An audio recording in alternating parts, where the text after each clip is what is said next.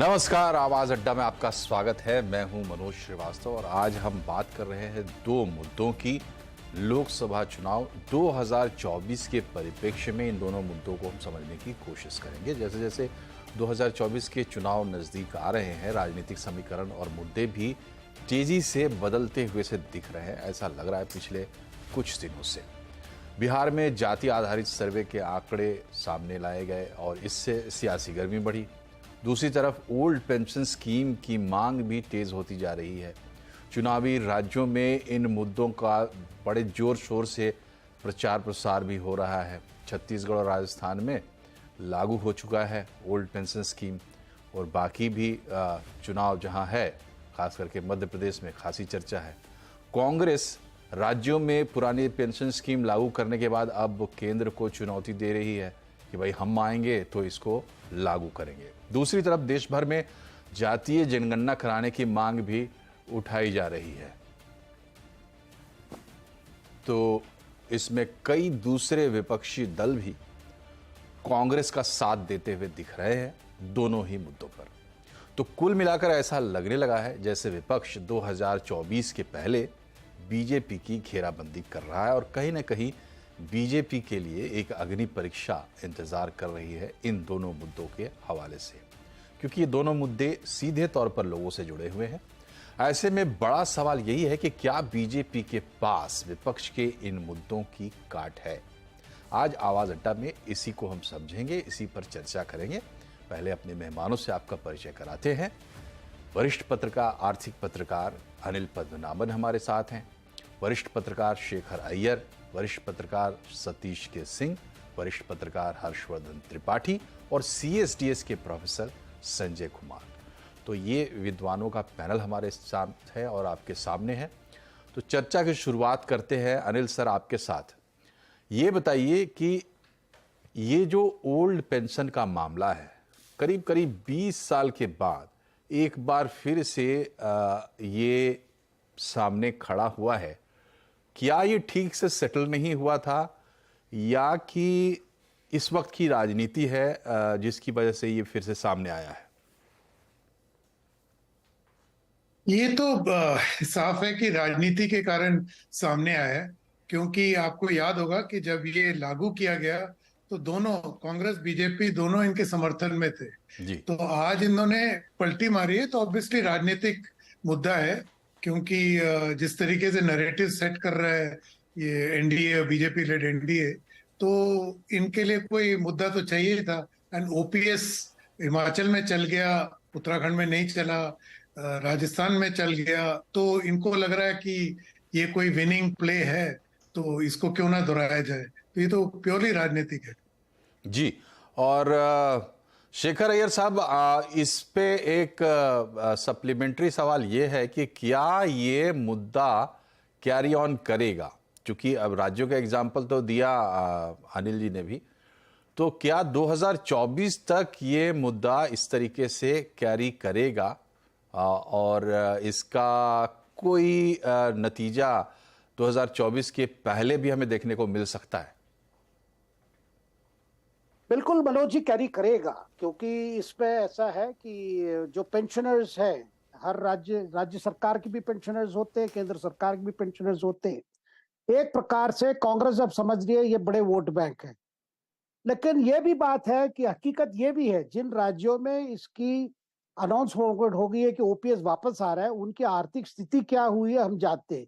क्योंकि देखिए, ये जब 1991 की फिगर देखा जाए, जब 3000 केंद्र सरकार का ही जो इसका बर्डन जो था 3700 करोड़ से ज्यादा था। आज जाके न्यू पेंशन स्कीम आने के बाद भी 2 लाख करोड़ से ज्यादा है ये बोझ। वैसे राज्य सरकार में उस समय वो 3800 करोड़ था, आज 3 लाख, लगभग 4 लाख करोड़ समझिए बोझ है। देखिए, चुनाव जीतने के लिए विपक्ष, खास करके कांग्रेस ने तय कर लिया है कि कुछ भी हो, हमें पहले चुनाव जीतना है, मोदी जी को हटाना है, बीजेपी को हटाना है, फिर जाके देखे ये अमल कर पाएंगे नहीं कर पाएंगे। पहले तो हमें समझना है, ओल्ड पेंशन स्कीम में यही था कि जो एम्प्लॉई है उसको कुछ नहीं करना था, केवल लास्ट पे 50% ऑफ लास्ट पे, उसके साथ डीए जो हर 6 महीना बढ़ता जाएगा, बस वो मिलता रहेगा। और न्यू पेंशन स्कीम जब इंट्रोड्यूस हुई थी उसमें यही था कि जो स्वयं जो एम्प्लॉय है वो भी कुछ कंट्रीब्यूट करता जाएगा, वो एक फंड में जाएगा, जो फंड मार्केट में इन्वेस्ट होगा। तो देखिए बेसिक बात क्या है, आज फ्रांस क्या कर रही है, हर साल रिटायरमेंट एज बढ़ाता जा रही है क्योंकि वो पेंशन फंड को सर्विस नहीं कर पा रही है। लोग फ्रांस में लोगों को जो सर्विस में उनको कह रहे हैं नहीं रिटायरमेंट एज बढ़ाते हैं क्योंकि हम उनको पेंशन नहीं दे पाएंगे। तो यह स्थिति यहां भी बन सकती है जी। कि क्या है कि अभी उनको कांग्रेस के सामने और कुछ नहीं दिखाई दे रहा है। उस खास कारण है राहुल गांधी जी का नेतृत्व। क्योंकि जब ये लागू हुआ था, आपको याद होगा, जैसे अनिल जी कह रहे थे, अटल जी सरकार के समय में ये आया था और एक बाइपार्टिसन अप्रोच में, कोई पार्टी की विषय नहीं था, आर्थिक स्थिति को ध्यान में रखते हुए डॉक्टर मनमोहन सिंह सरकार ने इसको इंप्लीमेंट भी किया। और ये इंप्लीमेंट शुरू हुआ था अप्रैल 1, 2003 से, लेकिन पूरा मनमोहन सिंह सरकार में हुआ था। उसके कई बार डॉक्टर मोंटेक सिंह अहलुवालिया से लेकर जितने जो उस समय जो आर्थिक स्थिति को हैंडल कर रहे थे यूपीए में, वो सब बोले नहीं ऐसे ही हम इसको मैनेज कर पाएंगे, नहीं तो मैनेज नहीं कर पाएंगे। तो ये बात है। लेकिन कांग्रेस के आज की जो नेतृत्व है उसका कुछ लेना देना है आर्थिक स्थिति क्या है। देखिए फ्री बीस की हालत कर दी है कर्नाटका में, देखिए हिमाचल में, जहां भाई किसी तरह कुछ ना कुछ बांटते जाओ तो एटलीस्ट कहो कि हम बांटेंगे, फिर बाद में जेका जो दिक्कत आएगा तो देखेंगे, क्योंकि चुनाव जीतना है। तो ये हालत है आज। ठीक है अनिल सर, ये बताइए कि ये जो प्रश्न हम जिस पर विचार कर रहे हैं ओल्ड पेंशन स्कीम का, क्या ये टिपिकल एग्जाम्पल है गुड इकोनॉमिक्स बैड पॉलिटिक्स या बैड इकोनॉमिक्स गुड पॉलिटिक्स, थोड़ा जिस साइड से भी आप देख लें, क्या इसी तरीके से हम मुद्दों को सॉल्व करते हैं? मतलब कि एक मुद्दा जिसको कि बाई पार्टीजन हमने सॉल्व करने की कोशिश की, कर लिया, शायद वो फिर से उभर के आया पॉलिटिकल वजह से। बाकी चीज़ों पे भी हम जो एटीट्यूड देख रहे हैं पॉलिटिकल कांग्रेस का या विपक्ष का, कि अभी जैसे रिजर्वेशन में भी हमने देखा, महिला आरक्षण में वो ओबीसी की बात लेके आए, जबकि जब वो एक्ट लेके आए थे तब ऐसी कोई बात उनके मन में नहीं थी। तो क्या यही प्रोसेस है जिससे हम चीज़ों को समझते हैं, समझाते हैं, लागू करते हैं, और ओपीएस को भी हम थोड़ा एक झटका और इस पे लेने वाले हैं, तब जाके ये सेटल होने वाला है? मनोज जी, ये जो जैसे शेखर जी ने अभी समझाया, इसमें कोई आर्थिक कोई लॉजिक ही नहीं है, ये सब जानते हैं, मतलब कांग्रेस भी जानता है। बट कांग्रेस और दोनों का इतिहास देखिए, बीजेपी का भी देखिए, जब जीएसटी जब लागू हुआ उसके पहले बीजेपी ने इसका अपोज किया, बाद में ये जीएसटी ये लेके आए, कांग्रेस का भी समर्थन मिला, लेकिन 2014 के बाद उसको गब्बर सिंह टैक्स करके राहुल गांधी बुलाने लग गए। तो अब ये ओपीएस जैसे एक चल गया हिमाचल में, तो इनको लगता है ये एक विनिंग कार्ड है और एक नैरेटिव, ऑल्टरनेटिव नैरेटिव बनाने की कोशिश है। क्योंकि हकीकत तो ये है ना कि आर्थिक स्थिति भारत में काफी मतलब काफी लोगों को नुकसान हुआ, कोविड हुआ, फिर बाद में यूक्रेन का जंग हुआ, ये महंगाई बढ़ी, तो सब जानते हैं कि घरेलू इनकम्स में ये नुकसान हुआ है। तो पब्लिक में दर्द तो है, लेकिन अब आप उनको उकसाओगे ऐसे तो एक टेम्पटेशन रहता है। मैं आपको जैसे शेखर जी ने अभी बताया कि आप प्रॉमिस करिए और फिर बाद में जब डिलीवरी का टाइम आता है तो हकीकत सामने आता है। अभी कर्नाटक का उदाहरण देख लीजिए, 2.5 लाख करोड़ का उनका एक्सपेंडिचर है इस साल का प्रोपोज्ड, उसमें 52,000 करोड़ उनके कमिटमेंट, जो पोल कमिटमेंट है वो है।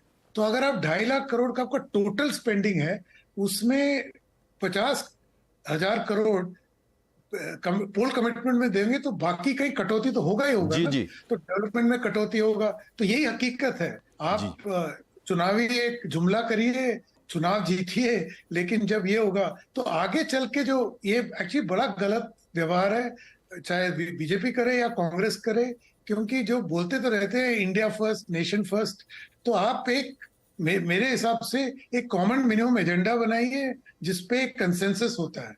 एंड बाय द वे, इसका इतिहास है, गुजरात में जब रिफॉर्म्स आए, एडीबी लोन जब मिड 90s में लिया, तो कांग्रेस और बीजेपी ने दोनों ने एक कमिटमेंट दिया वो एडीबी को कि हम ऐसे ये 10 मुद्दे हैं, इन पे हम कभी भी चाहे विपक्ष में हो या सरकार में हो इसको बिल्कुल सपोर्ट करेंगे।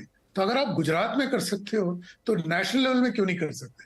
जी, तो वो स्थिति भी शायद कभी आएगी। बहरहाल इसमें हम थोड़ा आगे बढ़ते हैं, सतीश जी के पास चलते हैं। सतीश सर, ये बताइए कि क्या अब जैसे इसका टेस्ट केस हम यही मान रहे हैं कि राज्यों में लागू किया, आपको थोड़ा जैसे हिमाचल में कह सकते हैं कि लाभ होता हुआ दिखा, तो अब देश की राजनीति हम ऐसे भी देख रहे हैं कि केंद्र में मोदी जी भले 2014 से बहुत मजबूती के साथ जमे हुए हैं, मगर राज्यों में लगातार उनको चुनौती मिलती रहती है, हिंदी हार्टलैंड में भी। तो गफलत में ये मुद्दा कहीं निकल के सामने आ रहा है, ओवर एस्टिमेट हम लोग कर रहे हैं ओल्ड पेंशन स्कीम के मुद्दे को, क्योंकि अगर ये बैड इकोनॉमिक्स है। दूसरी बात ये है कि जो पेंशनर्स हैं, मानते हैं लोग कि ज़्यादातर वो मोदी जी के वोटर हैं ऑलरेडी। तो सवाल ये है कि क्या वाकई ओल्ड पेंशन के मुद्दे पर पेंशनर्स और जो एग्जिस्टिंग कर्मचारी हैं वो मतलब एग्जिस्टिंग कर्मचारियों से ही जुड़ा ये मुद्दा है, तो वो कन्विंस्ड हैं विपक्ष के साथ, वो या इसमें बहुत अच्छे से पार्टिसिपेट करेंगे, या कुछ ज्यादा ही ओवर एस्टिमेट कर रहे हैं हम लोग? देखिए, सवाल ये इसके अच्छे होने का या बुरे होने का है, लेकिन इसके केंद्र बिंदु में आर्थिक नीतियां जो मौजूदा हैं वो हैं। जो आर्थिक स्थितियां हैं और आर्थिक नीतियां हैं, ये केंद्र बिंदु में है। अब क्या है कि दोनों पार्टियां जो मुख्य पार्टियां हैं, आप देखिएगा तमाम मुद्दों पर, तमाम मुद्दे मैं कह रहा हूं, उसमें जब सत्ता में रहती हैं तो कुछ और विपक्ष में गई तो कुछ और, ये एकदम साफ साफ दिखता है। तो जैसा मैंने कहा कि जो घरेलू, जो अभी बात की भी जा रही थी कि घरेलू जो आमदनी हो, चाहे अवसर हो, चाहे नौकरी हो या सरकार की साइज हो, ये सब एक मुद्दा जो है पूरा एक बनाया गया है इस वक्त कि भाई जीना कितना महंगा है, तो महंगा है तो इसका एक पॉपुलर अगर कोई उनके साथ सेंटिमेंट जुड़ता है तो उसको जोड़ा जाए। महंगाई, ये सब इसी में अंतर्निहित है, इस चीज को आप समझ लीजिए, जिसका फायदा उठाने का प्रयास। अब सवाल आर्थिक नीति के जब हमने किया तो धन के ध्रुवीकरण का तो मुद्दा तो विपक्षी पार्टियां खासतौर से कांग्रेस उठा ही रही है। इंक्लूसिव पॉलिटिक्स तो इनके अलायंस का नाम है, और हर कोई, हर पार्टी जो है इधर से चाहे उधर से रेवड़ी बांटती ही है। अब आप कहेंगे कि आर्थिक दृष्टि से तो बहुत अच्छा है कि भैया ये गैस वैस का दाम बढ़ रहा है, लेकिन आज सरकार ने फिर 100 रुपया और कम कर दिया ये उज्ज्वला स्कीम में। तो सब परोक्ष रूप से रेवड़ी बांटते ही है, क्योंकि सवाल वोट के जो है ट्रांजैक्शन का हो गया। तो मैं इसके आर्थिक पक्ष पे जाने से पहले मैं ये देखता हूं कि ये जो है एक शुद्ध राजनीतिक कंपटीशन है, और ऐसा लगता है कि जब जिसको जो मौका मिलता है वो दूसरी तरह से वार करता है, और यही साफ साफ हमको दिखाई पड़ता है। मैं भी जानता हूं कि एनपीएस जो है उसके कुछ फायदे हैं, लेकिन सवाल यहाँ पर उठाया जा रहा है कि सरकार छोटी करनी है, मिनिमम गवर्नमेंट, ऐसी वाली बात है। खजाना का बोझ जो है बहुत ज्यादा बढ़ गया है, तो भाई खजाना का उपयोग कहाँ हो रहा है, ये बड़ा सवाल होता है। तो इस पर बहुत गंभीर चर्चा होनी चाहिए। जी जी, कि भाई अगर ऐसा होता तो भाई अग्निवीर क्यों लाया जाता? ठीक है। आप लेकिन ये बताइए सर, आप जो कह रहे हैं तो एक बात तो ये क्लियर कीजिए कि क्या ये एक ऑल्टरनेट नैरेटिव खड़ा करने का प्रयास है, और दूसरी बात कि क्या ये पैडिंग है या कोर इशू क्या है, थोड़ा इसको थोड़ा और क्लियर समझाइए मोदी जी के परिप्रेक्ष्य में। सर देखिए, हाँ, भारतीय जनता पार्टी जो है भावनात्मक मुद्दों के आधार पर जो है वो अपना डेवलपमेंट के जो उनके अचीवमेंट है वो हमको लगता है वो थोड़ा पीछे रह रही है। तो भावनात्मक मुद्दे का जवाब हमें लगता है कांग्रेस पार्टी ने यही खोजा है, जो कि भाजपा से सीखा है, जो आप पार्टी से सीखा है कि ये पेंशन का मुद्दा उठाओ, महंगाई का मुद्दा उठाओ, जीने का मुद्दा उठाओ, अवसर का मुद्दा उठाओ, रिजर्वेशन का मुद्दा उठाओ, प्रोपोर्शनल रिप्रेजेंटेशन का मुद्दा उठाओ।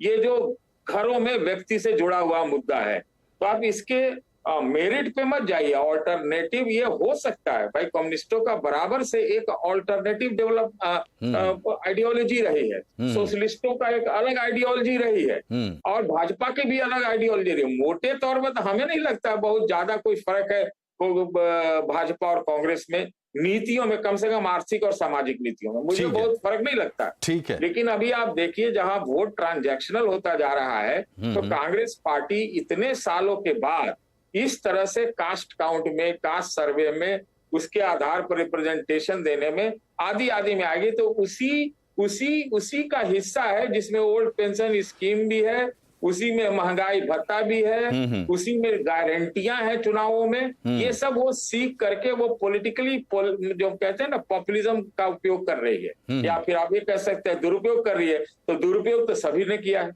हाँ, लेकिन एक बार फिर से आपसे पूछ रहे हैं सर, ये बताइए कि क्या ये बीजेपी का जो मोदी जी का जो कोर जो कॉम्पिटेंस है या जो मुद्दा है वो हिंदुत्व का है, हम सब लोग जानते हैं। उसकी पैडिंग बहुत तरीके से की गई है शुरू से, मतलब जब वो गुजरात में थे तभी से। तो ये जो इधर से जो आप कह सकते हैं कि वार हो रहा है, उसको कम करने के लिए, उसको छीजने के लिए हो रहा है, या आपको कोई ऑल्टरनेट नैरेटिव इधर से खड़ा हुआ बनता हुआ दिख रहा है? मैं ये पूछ रहा हूं आपसे। देखिए, बनता हुआ दिख रहा है ये तो जनता तय करेगी, लेकिन बनाने की कोशिश हो रही है इसमें निश्चित रूप से। आप देखिए कि बिहार में एक कास्ट सर्वे आ गया, ये ओल्ड पेंशन स्कीम का मुद्दा जो है पिछले 1.5-2 साल में खड़ा हो गया, इसी तरह से बहुत सारे गारंटियों का हो गया। तो ये दूसरे वाले वो हिंदुत्व का काट इसमें ढूंढते हैं कि ये सामाजिक और व्यक्तिगत जीने का जो मसला है, इंक्लूसिव का, या फिर लोगों के अवसर का, रोजगार का, महंगाई का, ये सब सारे वंचित का और धन के ध्रुवीकरण का, ये सारे मुद्दों को जोड़ करके एक ऑल्टरनेटिव खड़ा किया जाए। मेरिट पे मत जाइए। पॉलिटिक्स में जो है ना मेरिट, वो बहुत अलग है। आप कहेंगे कि अब आर्थिक नीतियों में, तो मेरा यह मानना है कि मोदी जी ने डेवलपमेंट पर से जो अभी कन्वेंशनल मेथड और वो जो आंकड़े होते हैं जो इकोनॉमिक्स के और बिजनेस के, उसमें उनका अच्छा मतलब ये है, क्या कहते हैं, अचीवमेंट, खास तौर से कोविड के बाद है। लेकिन क्या वो आर्थिक नीति सही है? कि भारत के डेवलपमेंट की बात है या भारतीयों के डेवलपमेंट की बात है? तो मुझे लगता है ये भारतीयों वाला जो पॉइंट है उसको कांग्रेस पार्टी पकड़ रही है। जी, ठीक है। अब थोड़ा दूसरे पहलू से देखते हैं। ये वरिष्ठ पत्रकारों की राय आपने सुनी, अब थोड़ा इसको अलग एंगल से समझने की कोशिश करते हैं। संजय जी हैं हमारे साथ। संजय जी, अब ये जो चर्चा आपने सुनी, तो भाई ये साफ है कि गुड इकोनॉमिक्स क्या कहता है, ये भी साफ है कि पॉलिटिक्स इसको खींच के ला रही है, किन किन गलियों से घुमा के ला रही है, कैसे ला रही है, ये भी हमने देखा। अब ये बताइए कि जो भारत का चुनावी मानस बना हुआ है, हम देख रहे हैं पिछले कम से कम 2014 से, उसमें परिवर्तन लाने के ये प्रयास तो हैं, लेकिन किस हद तक ये सक्सेसफुल होगा? ओल्ड पेंशन स्कीम का एक मुद्दा हम माने तो, मतलब किस हद तक, क्या है इस मुद्दे की वक़्त? और साथ में आप चाहें तो यहीं से हम इसमें मिला लेते हैं जो बिहार से उठी है आवाज़ जातिगत जनगणना की, और इन दोनों को मुद्दों को मिलाकर, इन दोनों को बड़ा मुद्दा मानकर हमने ये विषय चुना है। तो ये आपको कितना उचित लगता है ये विषय, और इस पर थोड़ा आप प्रकाश डालें कि कितना बदलाव इस तरीके के मुद्दे लाने जा रहे हैं? दो मुद्दों का आपने जिक्र किया। अगर पहले ओल्ड पेंशन स्कीम के बारे में चर्चा करूं तो मुझे लगता है कि बहुत ओवर स्टेटमेंट हो रहा है या वो ओवर असेसमेंट है कि अभी इतना बड़ा मुद्दा हाथ आ गया है विपक्षी पार्टियों को। हम गुड इकोनॉमिक, बैड इकोनॉमिक्स और गुड पॉलिटिक्स में नहीं जा रहे, बट मुझे लग रहा है ये गुड पॉलिटिक्स भी नहीं है, क्योंकि ये इतना बड़ा मुद्दा नहीं है। इतने बड़े, ये जानने की हमें पहले ये समझना चाहिए कि देश में कितने प्रतिशत लोग सरकारी नौकरियों में हैं और कितने प्रतिशत लोग उनमें से रिटायर्ड हैं जिनको की पेंशन मिल रही है। आप दोनों को जोड़ भी देंगे कि जितने लोग सरकारी नौकरियों में अभी हैं, जो उम्मीद करते हैं कि पेंशन मिलेगी, और जो लोग पेंशन पा रहे हैं, इन सब का कुल जोड़ भी मात्र 3, 3.5, 4% है। इससे ज्यादा है नहीं, 5% से ज्यादा। तो ये समझना कि बस इस मुद्दे पे सब एकजुट हो जाएंगे और सारे के सारे लोग बीजेपी के खिलाफ वोट दे देंगे, मुझे लगता है कि थोड़ा ओवर स्टेटमेंट या मैं कहूं ओवर असेसमेंट है।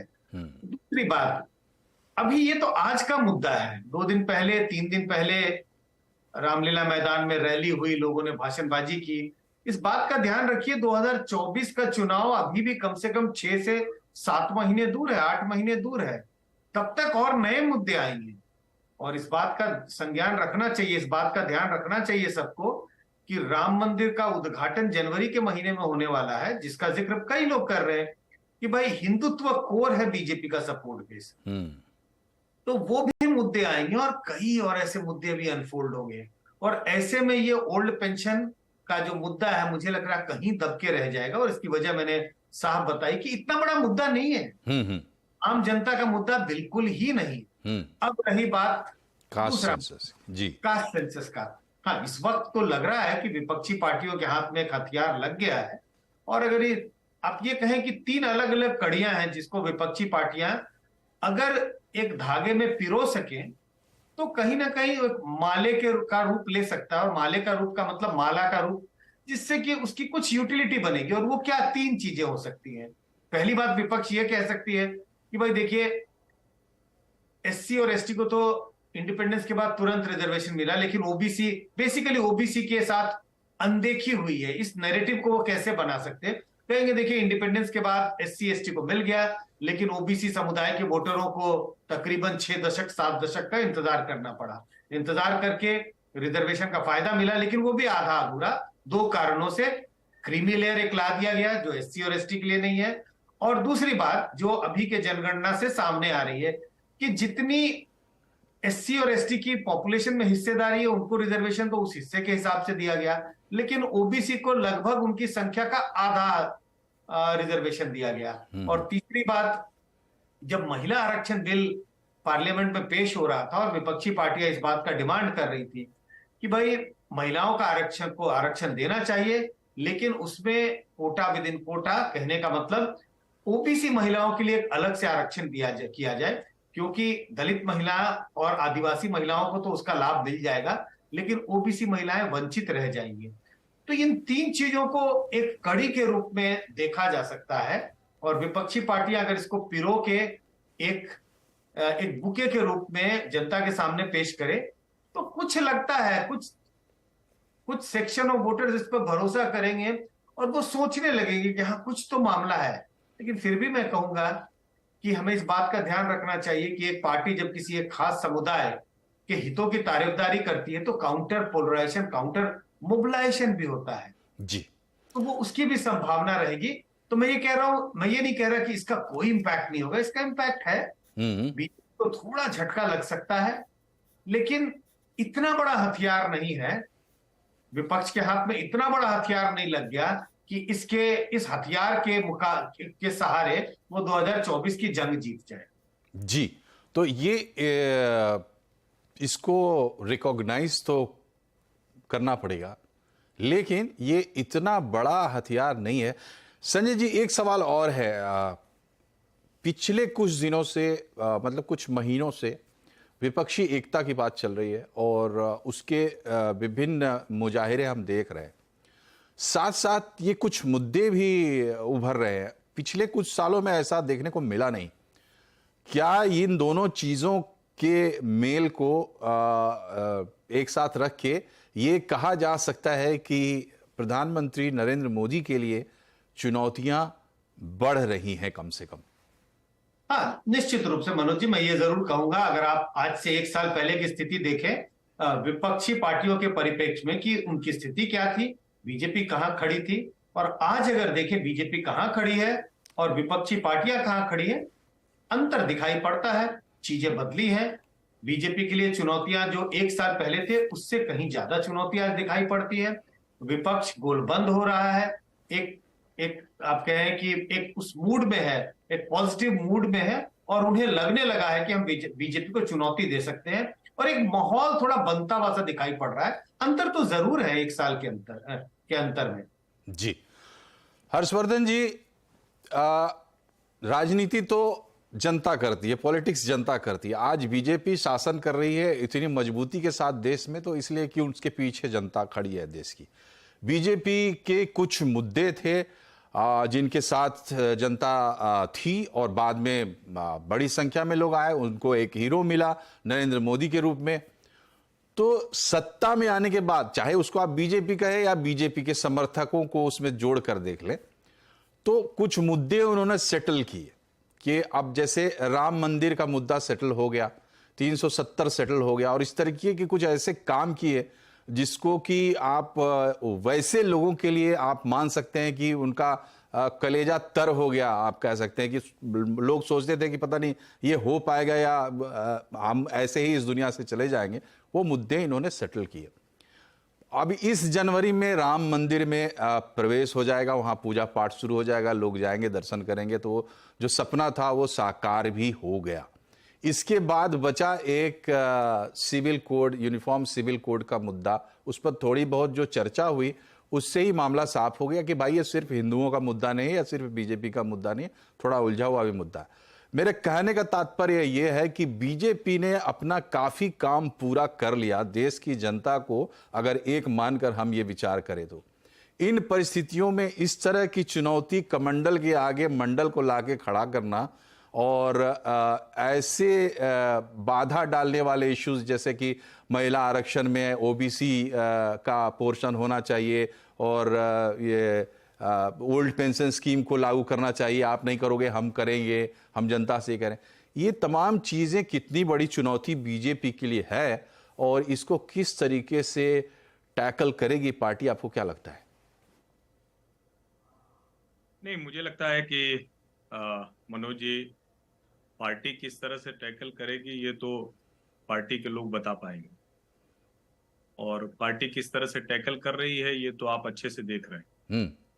आप मुझसे क्या जानना चाहते हैं वो पूछे तो फिर मैं उसका जवाब देता हूं। मैं आपसे इस पे आपके विचार जानना चाहता हूं कि ये जो मैंने आपको बताया, जो स्थिति कि बीजेपी के मुद्दे जो है ज्यादातर सॉल्व हो चुके हैं, एक ऐसा लगता है कि पार्टी एक पीक पे आ चुकी है। इस स्थिति में इस तरीके की चुनौतियां कितना परेशान कर सकती हैं बीजेपी को, और क्या काट पार्टी निकाल सकती है? नहीं, पार्टी का कार्ड तो मैं नहीं बता पाऊंगा मनोज। हाँ, कैसे संभव है मैं बता पाऊंगा? उसके लिए आपको किसी पार्टी की नहीं, मैं आपसे पार्टी के विचार मैं पूछ रहा हूं कितनी बड़ी चुनौती ये आपको लगता है कि बीजेपी के लिए हो सकती है? नहीं, बीजेपी के लिए मैं कैसे बता सकता हूं? आपका सवाल गलत है, और या तो आप शायद जिसको कहते हैं कि आपकी फ्रेमिंग नहीं हो पा रही, आप तय नहीं कर पा रहे हैं कि मुझसे क्या बात करना चाह रहे हैं। क्यों, इसमें क्या दिक्कत है? चलिए मैं आपके लिए दूसरा सवाल पूछता हूं। अगर आप इस तरीके से इसको सीधा सवाल पूछता हूं कि जो मुद्दे लेके विपक्ष बीजेपी को चुनौती देने की कोशिश कर रहा है, किस हद तक आपको लगता है कि बीजेपी के लिए वास्तविक चुनौती ये मुद्दे बनेंगे? देखिए मनोज जी, मुश्किल क्या है कि जब हम लोग कई चीजें सवाल को देखते हैं, और खास करके सीएनबीसी आवाज बिजनेस चैनल है, मुझे उम्मीद थी जब ओपीएस पर आप बात करेंगे तो उसके साथ कुछ फैक्ट, डेटा आप भी इसमें साथ में बताएंगे। डेटा चल रहा है हर्षवर्धन जी स्क्रीन पे। नहीं, मैं अपनी बात पूरी कर लूं। हाँ, ओपीएस पूरी तरह से फ्रॉड और फ्लॉड आइडिया है। जब मैं कह रहा हूं कि ओपीएस फ्रॉड और फ्लॉड आइडिया है, जिस देश में नौजवान कतार लगाकर नौकरी के लिए खड़ा हो, जिस देश में कोई भी राज्य सरकार और केंद्र सरकार इसका कोई रास्ता नहीं निकाल पा रहे हैं कि इस बढ़ते हुए मैन पावर, ह्यूमन रिसोर्स का बेहतर यूटिलाइजेशन कैसे करेंगे, उसमें अगर हम ये कह रहे हैं कि ओपीएस कोई आइडिया है, पॉलिटिकल आइडिया भी है, तो मुझे नहीं लगता कि इससे बड़ा नॉनसेंस कुछ है। और स्क्रीन पर हम जितने लोग दिख रहे हैं, ठीक है कि वो पत्रकार हैं या संजय जी सीएसडीएस से हैं, लेकिन संयोगवश हम में से किसी का भी कोई पेंशन जीवन में नहीं रहा, ना होने वाला है। और कमाल की बात यह है कि हम टीवी चैनल पर, बिजनेस चैनल पर ओपीएस पर इतनी बड़ी डिबेट करते हैं। आप सोचिए, 2.5 करोड़ लोग, 142 करोड़ की आबादी में 2.5 करोड़ को हम कहते हैं कि ये आइडिया तो कमाल कर देगा।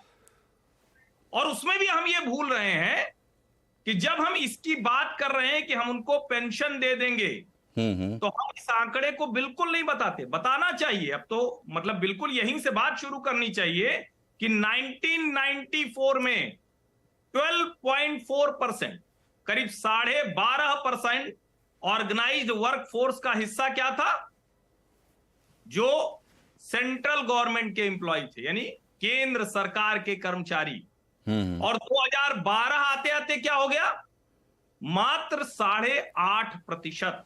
जी, यानी 100 में 12.5 लोग तब थे 94 में, और 2012 आते आते, 12 का आंकड़ा मैं इसलिए दे रहा हूं कि मोदी एरा की बात नहीं कर रहा हूं, मनमोहन सिंह सरकार की बात कर रहा हूं, 100 में 8.5 रह गए। यानी जिस देश में सरकारें नौकरी नहीं दे पाती, रोजगार के मौके नहीं दे पाती, वो एनपीएस और ओपीएस पर बात कर रही। क्यों एनपीएस की बात हुई? बहुत अच्छे से अनिल पद्मनाभन जी ने और अय्यर साहब ने बताया। सवाल यहां यह है कि क्या हम लोग भी जो जानते हैं, जो पत्रकार हैं, जो इकोनॉमी समझते हैं, वो भी उस पॉलिटिकल नैरेटिव को ऑन करेंगे जो पार्टियां चलाएंगी? हमने शुरुआत यहां से की ना कि हर पार्टी अपनी सहूलियत के लिहाज से बताती है। गुजरात का एक बड़ा सुंदर उदाहरण आया कि हमको कर्जा लेना है तो हम कह रहे हैं कि अच्छा ये शर्तें हम पूरी करेंगे। हमको ये डेवलपमेंट मॉडल पेश करना है तो हम फ्रीबीज पॉलिटिक्स की तरफ नहीं जाएंगे। मुझे लगता है कि ओपीएस का ये जो फ्रॉड और फ्लॉड आइडिया है, इसका पुरजोर विरोध हर किसी को करना चाहिए। कांग्रेस क्या करेगी, भारतीय जनता पार्टी क्या करेगी, और रीजनल पार्टीज क्या करती हैं इस देश में, उसका तो आज तक कोई आधार ही मुझे समझ में नहीं आया। वो जात के अलावा, कुछ और करने के अलावा वो तो और कुछ करती नहीं। कभी उनको मैंने डेवलपमेंट इशू पर बात करते हुए देखा नहीं। एक रीजनल पार्टी का नेता था चंद्रबाबू नायडू, जिसने डेवलपमेंट पॉलिटिक्स पर बात की, उसका क्या हश्र कर दिया आंध्र प्रदेश के लोगों ने, वो सबने देखा है। मेरा यह मानना है कि इस देश के लोगों को सचमुच सोचना चाहिए कि हम दुनिया के विकसित देशों को देखकर आहें भरेंगे, इस देश के नौजवानों को लेकर हमारा अपना कोई सपना होगा, या हम सपने देखने के लिए कहीं और जाएंगे वीजा की कतार में खड़े होकर। और सरकारी नौकरी का युग कहां रहा? और सच बात है, मैं इस मामले में कहूंगा कि नरेंद्र मोदी इस देश के सबसे ईमानदार नेता है, जिन्होंने आते ही कहा कि बिजनेस करना सरकार का काम नहीं है। सरकार का काम पॉलिसी बनाना है, उस पॉलिसी के लिए, इंप्लीमेंटेशन के लिए एक फ्रेमवर्क होता है, जिसको हम और अच्छे से कहें, रेगुलेटर की भूमिका में केंद्रीय सरकार के कर्मचारी होते हैं। अब मुझे लगता है कि यहां से जाके वो बहस शुरू होती है कि भैया ये वाला हिस्सा ठीक है, सरकार के ऊपर दबाव बनाइए कि ओल्ड पेंशन स्कीम अपनी जगह, ये पॉलिटिकल लड़ाई आप लड़ लीजिएगा। संजय, मैं एकदम सहमत हूं, इसका कोई प्रभाव नहीं पड़ने वाला। ठीक है, लेकिन रोजगार के मौके कहां हैं? जब वो कमा रहा है तो उसके जेब में पैसे ठीक आए, उसको ज्यादा पैसे मिले, बेहतर पैसे मिले, उसकी चर्चा करनी चाहिए। ठीक है। और जो दूसरा हिस्सा है सवाल का कि ये जो जातिगत जनगणना की मांग उठ रही है, तो इसका क्या असर आप देखते हैं? नहीं, मुझे लगता है कि ये पॉलिटिकल क्वेश्चन है और इसका भारतीय जनता पार्टी ही नहीं, हर पार्टी को जवाब खोजना है। इसका जवाब ऐसा नहीं है कि राष्ट्रीय जनता दल को नहीं खोजना है। अब अगर 14.5% यादव हो गए तो उनके कार्यकर्ता कहेंगे भाई नीतीश जी को मुख्यमंत्री क्यों बना के रखा है। लेकिन सवाल ये कि जब 14.5% पे नीतीश जी की दावेदारी खत्म हुई 2.5% की वजह से, चूंकि कुर्मी उतने ही हैं, तो क्या मुस्लिम जो 18% है वो अपनी दावेदारी छोड़ेगा? तो यहां भारतीय जनता पार्टी का धर्म संकट कम हो जाता है। कांग्रेस पार्टी का धर्म संकट आप सोचिए, वो किस वोट बैंक के आधार पर कहेगी कि चलो अगला चुनाव आ रहा है तो मुझे भैया इतनी सीटें दे दो। समाजवादी पार्टी उत्तर प्रदेश में कहेगी देखिए हमारा तो माई समीकरण मुस्लिम यादव एकदम दुरुस्त है। भारतीय जनता पार्टी कहेगी कि सवर्ण तो इस लड़ाई में है नहीं, हमारे साथी आएंगे, कहां जाएंगे, उसके अलावा हमने छोटी छोटी पिछड़ी जातियों को जोड़ लिया। ऐसे ही हर राज्य में हर एक के पास अपना छोटा बड़ा वोट बैंक है। और जो बिहार का आंकड़ा आया है, मैं तो आश्चर्यचकित हूं। कई बड़े लोग कह रहे हैं कि सामाजिक न्याय की बड़ी लड़ाई हो गई, अब तो बड़ा आंकड़ा बदल गया। अरे भैया कम से कम देख लेते कौन सा आंकड़ा बदल गया। आंकड़ा बदला है कि पिछड़े में भी 2 हो गया वर्गीकरण, एक पिछड़ा और एक अन्य पिछड़ा, अत्यंत पिछड़ा, अन्य और अत्यंत, यानी ओबीसी और ईबीसी, यानी ओबीसी वो हिस्सा जिनको अगर हम कहें तो पिछड़ों में खाए पिए अघाए हो गए। तो भैया जिसके हाथ में नहीं आया वो तो मांगेगा, तो किसके हिस्से से जाने वाला है? और जो सवर्ण है जिसको अनारक्षित कहते हैं, वो अनारक्षित ही सही शब्द होगा आज के समय में, वो तो पहले से ही इस लड़ाई से बाहर है। तो मुझे लगता है कि ये पॉलिटिकल कॉम्प्लेक्सिटी का मसला है, इतना आसान नहीं होने वाला है। ये किसी एक पार्टी के लिए नहीं होगा, सभी को फिर से बैठकर अपनी जो रणनीति है जातीय संरचना की, उसको दुरुस्त करना होगा। मेरा ये मानना है कि ये वो मंथन का समय है, लेकिन ये 90s वाला समय नहीं है, ये मंडल 1 मंडल 2 नहीं है, वो खत्म हो गया। क्योंकि वो जातियां थी जो एक मुश्त संख्या में ज्यादा थी, तो एक जाति से जो पहचानी जाती थी पिछड़ों में, उसको वो हिस्सा मिल चुका है। अब वो कुछ भी राजनीति करे, लेकिन जिनको नहीं मिला है वो आगे आकर कहेंगे कि लालू जी जेल जाते हैं तब भी राबड़ी जी को ही बनाते हैं, क्यों नहीं अब्दुल बारी सिद्दीकी को बना दिए, क्यों उत्तर प्रदेश में? या क्योंकि भारतीय जनता पार्टी से तो मुसलमानों को उम्मीद नहीं, जिन पार्टियों से उम्मीद है वहां मुसलमान पूछेगा डिप्टी सीएम, सीएम कुछ हमें क्यों नहीं बनाते भाई, वो भी राजनीति आगे आएगी। जी, तो यहाँ तक जो बात समझ में आ रही है उसको थोड़ा सा समेटते हैं। और अनिल सर, आपसे मेरा अगला सवाल ये है कि अब हर्ष जी ने जैसे कहा वैसे तो ओपीएस कोई मुद्दा है ही नहीं, लगता है कि रहेगा नहीं, लेकिन हम मानते हैं कि रहेगा, या उसको चूंकि मुख्य विपक्ष उठा रहा है, विपक्षी पार्टियां उठा रही है, तो इसको सोशल वेलफेयर का मुद्दा हम मान सकते हैं। और बड़ा गड़बड़ है हमारे यहाँ, मतलब आप गुड इकोनॉमी बैड इकोनॉमी की बात करते हैं, फ्रीबीज की बात करते हैं, सभी लोग करते हैं और सभी लोग बांटते भी हैं। तो मोदी जी को पिछले चुनावों में फायदा मिला है और उन्हें बड़ा भरोसा है अपनी योजनाओं से, जिन लोगों को वो प्रभावित करते हैं, जिनको लाभार्थी वर्ग कहते हैं। और दूसरा ये सोशल वेलफेयर स्कीम्स के जैसा है कि या सोशल सिक्योरिटी या वेलफेयर स्टेट जो हम कहते हैं, अभी बड़े बड़े देशों से सीखने की बात भी की हर्षवर्धन जी ने। तो जहाँ तक मेरी जानकारी है कि बड़े बड़े देश भी विचार ही कर रहे हैं कि पेंशन से छुटकारा कैसे पाया जाए। हमारे यहाँ पा लिया, अच्छी बात है। तो क्या 2024 में ये लाभार्थी वर्ग और सोशल वेलफेयर या वेलफेयर स्टेट ये बड़ा मुद्दा होगा पीछे से? चूंकि ये बड़े विद्वानों की टर्मिनोलॉजी है, आम इंसान शायद इसमें इतना ना जाए, लेकिन क्या लड़ाई इसी पर जाएगी? क्योंकि जो सेंसिटिव मुद्दे जिसके भरोसे देश में बड़े राजनीतिक परिवर्तन होते रहे हैं, हमेशा से 2024 में भी हुआ था, जो इमोशनल इश्यूज होते हैं, इस बार उसकी कुछ कमी अभी तक तो लग रही है। 2024 का सिनारियो आपको इस लिहाज से कैसा लग रहा है? मनोज जी, मैं आपके सवाल का जवाब देने के पहले थोड़े आंकड़े शेयर करना चाहता हूँ। हर्षवर्धन जी ने जो बताया सही बोला। थोड़े एक आरबीआई का पेपर है, अभी हाल में ही आया है, ओपीएस पे ही है। जी जी, तो उनके आर्थिक इकोनॉमिस्ट ने प्रोजेक्ट किया है कि 2060 तक अगर आप ओपीएस पे चलते रहे तो 18 लाख करोड़ का आउटगो होगा, लेकिन अगर आप एनपीएस पे रहे तो 2 लाख करोड़। अब ये आप खुद ही गणित कर लो कि कौन सा भला है कौन सा बुरा है। तो इसमें जो उन्होंने कहा कि आर्थिक लॉजिक नहीं है, वो इस आंकड़े से सामने आ जाता है। दूसरी बात, जो आपका सवाल जो है आई थिंक बहुत ही इंपॉर्टेंट है, बिकॉज इसमें एक बात ध्यान रखना चाहिए, ये 10 ईयर एंटी इनकम्बेंसी भी है। मतलब भले बहुत चीजें बदले इस देश में, एक आंकड़ा है जो मतलब मैं हैरान होता हूँ हर बारी उस आंकड़े को देख के कि 2010 में 40 करोड़ लोगों के पास बैंक अकाउंट नहीं थे, 47 करोड़ लोगों के पास, और आप 2022 में देखिए 100% कवरेज हो गया बैंक अकाउंट का ऑलमोस्ट। तो आपने 10-12 साल में इतने जो 70 साल में पहले नहीं कर पाए, उसमें आपने 10 साल में कर दिया। अब आप अपना ही देख लिया, हमारी जिंदगी में देख लीजिए, बैंक अकाउंट से हमारी जिंदगी में कितना फर्क पड़ता है।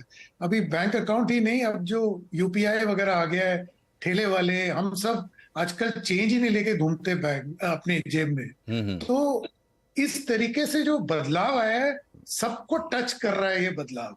तो आप शायद बोलें कि घर में, जैसे मैंने बोला, महंगाई बढ़ा है, आमदनी, घर के आमदनी में झटका लगा है, जरूर लगा है, लेकिन आपको दूसरे बेनिफिट्स भी मिले हैं। तो जब 2024 का जो चुनाव आएगा, लाभार्थी का मुद्दा जरूर उठेगा, बिकॉज ये आप एस्पिरेशन लेवल पे देखिए, आप कहीं भी देखिए, आप एक छोटा उदाहरण देखिए, यूट्यूब देख लीजिए। ये पहले अंग्रेजी इंग्लिश हेजिमनी होता था इसमें, अब कुछ नहीं है, अब सारे मल्टीपल लैंग्वेजेस में आ रहे हैं।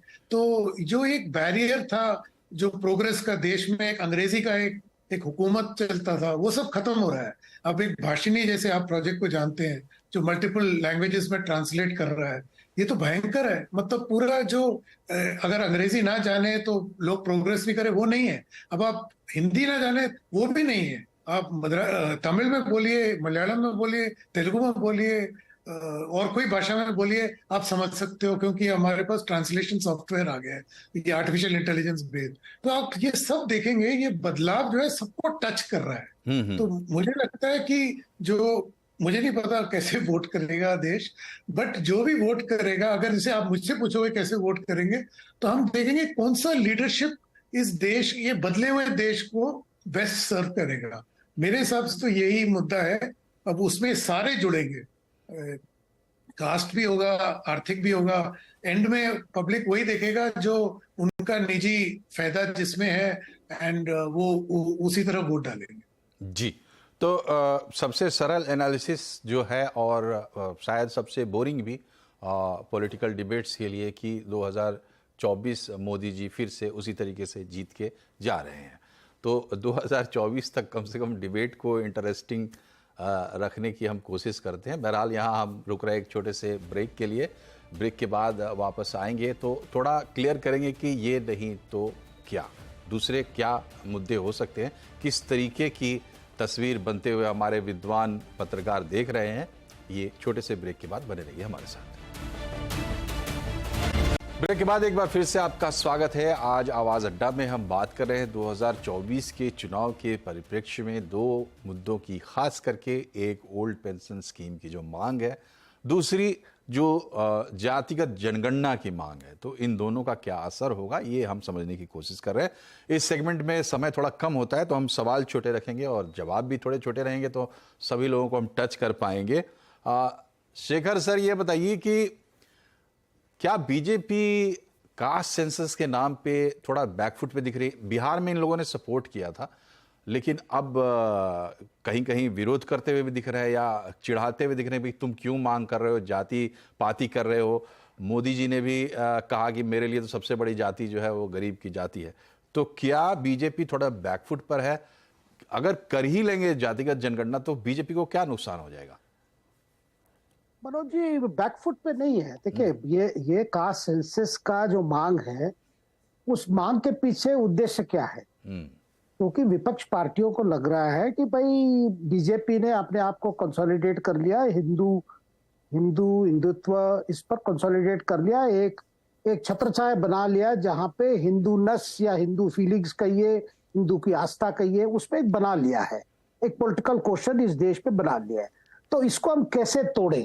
क्योंकि इनके पार्टी के सामने इतना इमेजिनेशन नहीं है कि विकल्प रूप में क्या पॉलिसी सोचे, देश को आगे के ले जाए। तो उनको इन्होंने सोचा कि भाई उतना तो उनमें वो कैपेसिटी नहीं है कि बीजेपी के आर्थिक जो पॉलिसीज है इसके कोई विकल्प अब दिखाए। तो वो सोचे कि भाई वहीं पर अब वापस लौटे, जिस जो वापस उसी फॉर्मूला पे जाए जो फॉर्मूला में काम दिया था 90 के दशक पे। तो उन्होंने सोचा भाई इसको तोड़ने का एक मात्र है, भाई जाति का जो फीलिंग्स है उसको फिर दोबारा जागरूक करो। उसका जागरूक करने का एक ही तरीका है, सेंसस ले आओ।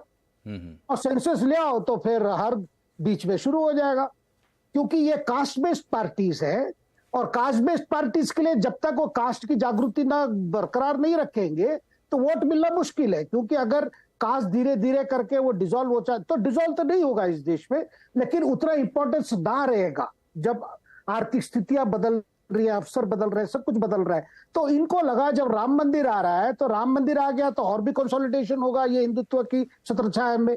तो इसको कैसे हम रोकें? इसीलिए इन्होंने, लेकिन कारण बहुत कुछ कह रहे हैं, भाई हमें पता चलना चाहिए, कि सोशल इकोनॉमिक इंडिकेटर्स क्या है, वो सब कह रहे हैं, लेकिन वो असली कारण नहीं है। देखिए, अगर कारण होता तो बिहार सर्वे के साथ साथ सोशल इंडिकेटर्स भी आना चाहिए। अभी तक सोशल इंडिकेशंस क्या है वो तो सर्वे में नहीं आया, या आया है तो रिलीज नहीं किए, केवल आंकड़े दे दिए। तो राजनीति के लिए आंकड़े ठीक है, तो यही कोशिश है भाई करे, और बीजेपी इसलिए इसको अपोज कर रही है। ठीक है, क्यों अपोज कर रही है भाई? आप फिर जो ये बीजेपी का मानना है, अगर फिर आप ये वाला शुरू करोगे फिर आपस में लड़ेंगे, तो एक प्रकार से फिर वही मंडल की परिस्थिति लाए। ठीक है, ठीक है। बीजेपी के लिए सतीश सर ये बताइए कि ये कास्ट सेंसस से शुरू हुई बात आगे कहां बढ़ रही है? क्या हम कुछ दिन में बढ़े हुए आरक्षण की मांग देखेंगे, आरक्षण को रीडू करने की मांग देखेंगे, आरक्षण एक मुद्दा बनता हुआ दिखेगा आने वाले दिनों में? देखिए, परोक्ष रूप से किसी भी पार्टी के एजेंडा को जस्टिफाई करना मुझे मंजूर नहीं लगता। भारतीय जनता पार्टी 80-20 का तो नारा देती है ना, तो वो देती है तो ठीक है। बाकी भी वही राजनीतिक कंपटीशन में 80-20 का रिवर्स गियर लगाने का प्रयास कर रहे हैं, तो ये तो कंपटीशन है राजनीतिक। लेकिन मेरा ऐसा मानना है कि ये जो पूरा का पूरा जो डिबेट जाएगा या प्रयास होगा, तो जाहिर सी बात है आरक्षण को बढ़ाने पर, और आरक्षण से भी ज्यादा क्या, आरक्षण कहाँ मिलेगा भाई, नौकरी तो है ही नहीं। तो आरक्षण जो सीटों में, मान लीजिए कि महिला आरक्षण को भी लागू किया जाएगा, तो उसमें भी कोटा विद इन कोटा होना होगा, करना पड़ेगा, ऐसी स्थितियां बनाई जाएंगी। दूसरा, जो पॉलिटिकल रिजर्वेशन है, मान लीजिए विधायिका में ऊपर से नीचे तक, उसके मांग बढ़ेगी। इस तरह से ये बढ़ाया जाएगा। और एक व्यापक चीज मैं बोलना चाहता हूं, मैं मोदी जी से सहमत हूं कि इस देश में गरीब की जाति सबसे बड़ी है जी, है ना। तो फिर उनको बोल्डली एकदम आरक्षण का विरोध कर देना चाहिए, बिल्कुल कर देना चाहिए। आर्थिक आधार पर पहले भाजपा मानती भी। तीसरी बात हो गई। चौथी बात मेरा मानना है कि जाति को हम इग्नोर नहीं कर सकते। वो धर्म को इग्नोर नहीं कर सकते, तो ये लोग जाति को नहीं इग्नोर कर सकते, सीधी सी बात है। और हमारे देश की एक खासियत यह है कि यहाँ पर जाति, ओबीसी कह ले, चाहे एमबीसी कह ले, ईबीसी कह ले, एससी कह ले, एसटी कह ले, ये सब जो है अधिकांश जो जाति पिछड़ी हुई है, पिछड़ा रखा गया है, और गरीबी, दोनों एक प्रकार से देखा जाए तो ठीक है। तो ये तो एक बड़ा आर्गुमेंट रहा है कि भारत में जाति ही वर्ग है, और आप नहीं, मैं उस वर्ग में नहीं जान रहा था। जी छोड़ दीजिए, ठीक है, गरीबी की पहचान आप कर सकते हैं उससे, लेकिन कि भैया वो गरीबी रहेगा, जी गरीबी है जी, इसलिए मैंने आपको कहा कि आज के डेट में बहुत सारे अभी डिबेटर्स ने ये बात कही, ठीक है भाई इकोनॉमिक पॉलिसी का जस्टिफिकेशन तो बताइए। अरे भारत के आंकड़े तो 3 नंबर का इकोनॉमी हो गया। ठीक है हर्षवर्धन जी, ये जो ये डिबेट शुरू हुई जातिगत जनगणना के बाद, तो उसमें मोदी जी ने कहा, मेरा ख्याल है रायपुर में, कि मेरे लिए सबसे बड़ी जाति जो है वो गरीबों की जाति है, ये जात जात करके बांटना चाहते हैं। इसका क्या मतलब हो सकता है इस मुद्दे के परिप्रेक्ष्य में, कि क्या इससे कोई संकेत मिलता है कि किस तरीके से डील करने वाले हैं? देखिए मनोज जी, बड़ा स्पष्ट है कि कोई भी पार्टी इस देश में, और वो आज से नहीं, 1947 के बाद से हर एक को लगता ये था कि भाई देश गरीब है, सबसे ज्यादा गरीब लोग हैं, तो गरीबी और गरीबों की ही चर्चा करते रहे। इंदिरा गांधी जी ने तो बाकायदा गरीबी हटाओ का नारा ही दिया। लोगों को दिख रहा है ना कि गरीब क्या, उसको किसी संगठित संस्थागत योजना के जरिए ऊपर लाने की कोशिश की गई। एक तरीका तो ये हुआ कि भाई ठीक है, चलती रहेगी इकोनॉमी, एक समय आएगा जब थोड़ा सा ऊपर आ जाएंगे, खाने पीने लायक हो जाएंगे, दुनिया बहुत सी सुविधाओं के साथ होगी, वो दाल रोटी का जुगाड़ कर लेंगे, और हमारे यहाँ अलग अलग कमीशन बने रहे, अलग अलग तरह बीपीएल का, कोई कुछ कहता था, कोई कुछ कहता था, लेकिन हम दुनिया के पैमाने पर कहीं थे नहीं। नरेंद्र मोदी ने गरीबों के लिहाज से जो स्कीम चलाई, और स्कीम चलाई नहीं, उसको इंप्लीमेंट जैसे किया, ऐसा नहीं कि कोशिश पहले नहीं हुई। जैसे अभी पद्मनाभन सर ने कहा, तो एक आंकड़ा सबको हमेशा ध्यान में रखना चाहिए। कोई मोदी जी ने कोई नया और बहुत अलग सा काम नहीं किया है। शिवगंगा कॉन्स्टिट्यूएंसी थी पी चिदम्बरम की जब वो वित्त मंत्री थे। तो जो वित्त मंत्री होता है उसके इलाके में सारे सरकारी बैंक वाले लाइन लगा के ब्रांच और एटीएम खोल लेते हैं। ठीक है। उन्होंने कहा कि भाई हमारे यहाँ सबका खाता खुलवा दो, नहीं कर पाए। जी जी जी, वो कर ही नहीं पाए। ठीक और है। नरेंद्र मोदी ने 40 करोड़ खाते खोल दिए। ठीक है हर्ष जी, एक छोटी सी टिप्पणी संजय जी से भी ले लेते हैं। संजय जी, ये बताइए कि ये जो आने वाले चुनाव हैं राज्यों में, वो क्या टेस्ट केस बनेंगे इस मुद्दे का, जाति वाले मुद्दे का? देखिए, ये डिपेंड करेगा किस तरह का रिजल्ट आता है। कि मैं ये नहीं कह रहा हूं कि टेस्ट केस बनेगा, लेकिन उसका इंटरप्रिटेशन ऐसा होगा कि अगर मान लीजिए बीजेपी का प्रदर्शन अच्छा नहीं रहता है, तब ये कहा जाएगा कि भाई देखिए टेस्ट केस था और बीजेपी पिछड़ गई। तो और अगर बीजेपी अच्छा करती है तो बीजेपी भी इसी बात को दोहराएगी, टेस्ट केस था और विपक्षी पार्टियां इस मुद्दे को लेके आई, लेकिन देखिए उसकी हार हुई। लेकिन मुझे नहीं लगता है कि इतने कम समय में इन राज्यों में इस मुद्दे को लेकर करके चुनावी सरगर्मियां तेज होंगी। और मैं नहीं मानता कि इसको टेस्ट केस माना जाना चाहिए, चाहे राज्यों में होने वाले चुनाव के नतीजे किसी भी तरह के हों। जी चलिए, ये अच्छी बात है। ये होती है बात विद्वानों की बात कि देखो भाई, कट टू कट बात ये है, चीज़ों में क्वालिफिकेशन ये है। बाकी यहाँ तमाशा भले दिखता हो राजनीतिक पार्टियों के बीच में, लेकिन असली जो सूत्रधार है वो आम जनता है, वो आम लोग हैं। ऐसा लोग कहते हैं कि प्रोपेगेंडा चलता है, लोग बहक जाते हैं, दाएं बाएं हो जाते हैं, मगर आप पूरे इतिहास को अगर नज़र में रखेंगे तो आपको यकीन हो जाएगा कि वाकई लोकतंत्र में राजनीति जनता ही चलाती है। तो जनता जनार्दन पर छोड़ते हैं। बड़ी अच्छी चर्चा हुई आप पांचों लोगों के साथ मिलकर। इसके लिए आपका बहुत बहुत धन्यवाद। कार्यक्रम में फिलहाल इतना ही। नमस्कार।